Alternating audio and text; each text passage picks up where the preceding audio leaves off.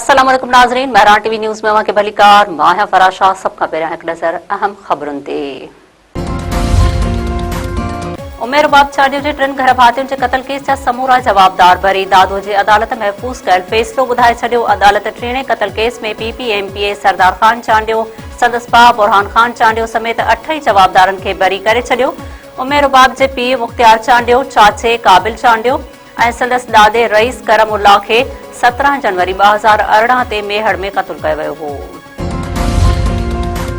उमेर बाब चांडियो पारां अदालती फ़ैसिले खे हाई कोर्ट में चैलेंज करण जो ऐलान। उमेर बाब चांडियो दादो जी अदालत ॿाहिरां मीडिया सां ॻाल्हाईंदे चयो आहे त अवाम जी अदालत में असां खटे चुका आहियूं। अदालती फ़ैसिलो क़बूल न आहे, फ़ैसिले खे हाई कोर्ट में चैलेंज कयो वेंदो। मेहड़ वाक़े जे इम्कानी फ़ैसिले सबबि मेहड़ ऐं कंबर में बि सिक्योरिटीअ जा गैर मामूली इंतज़ाम। मेहड़ में उमेर बाब चांडियो जे घर ॿाहिरां पुलिस जा वॾा अटाला मुक़रर, पर पासे वारा दुकान बंदि कराया विया। कंबर में बि सिक्योरिटी सख़्त कई वई। मुख़्तलिफ़ रोडनि रस्तनि ते पुलिस अहलकार मुक़रर कया विया। अमरीकी सदर ट्रम्प चयो आहे त ईरान में रिजिम तब्दील थी वियो। हाणे डील तरफ़ वञी रहिया आहियूं। ईरान सां पाकिस्तान ज़रिए ॻाल्हियुनि में अॻभराई थी रही आहे। ईरान सां डिघी जंग थी सघे थी।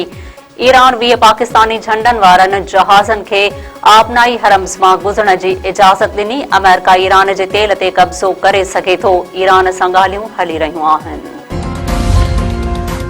नायब वज़ीर आज़म ऐं परॾेही वज़ीर इसहाक़ डार चयो आहे त पाकिस्तान ईंदड़ ॾींहं में अमेरिका ऐं ईरान जे ॻाल्हियुनि जी मेज़बानीअ खे पंहिंजे लाइ एज़ाज़ सम्झे थो। ख़ुशी आहे त ईरान ऐं अमेरिका असां मथां एतमाद कयो।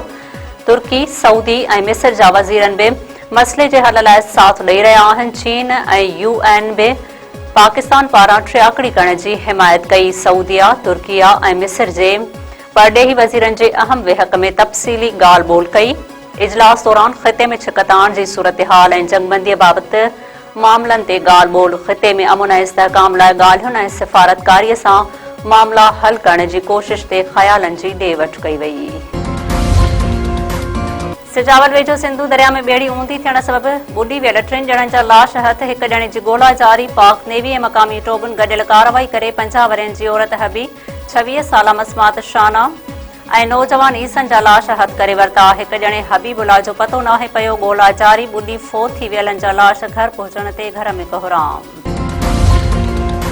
खेंजो में पुराणी तकरार तां फायरिंग में 1 ॼणो मारिजी वियो। गुल मोहम्मद जुणेजो जे दुकान ते हथियारबंदनि जो मुबैना हमिलो। जवाबी फायरिंग में साहिब जुणेजो मारिजी वियो। डहर की अस्पताल मां ज़रूरी कार्रवाई बाद लाश घर पहुचण ते घर में कोहराम। शहदादपुर वेझो हादसे में मासूम निंगरी फोत, 2 औरतुनि समेत 3 ॼणा ज़ख़्मी। शाहपुर चाकर रोड ते शहदादपुर वेंदड़ फटो रक्षा कल्टी। मीरवा गुरसाणी वासी 4 वरहनि जी सुंदर जोगी फोत थी वई। गुडी जोगी, नज़ीरा ऐं सुगन जोगी ज़ख़्मी थी पयूं।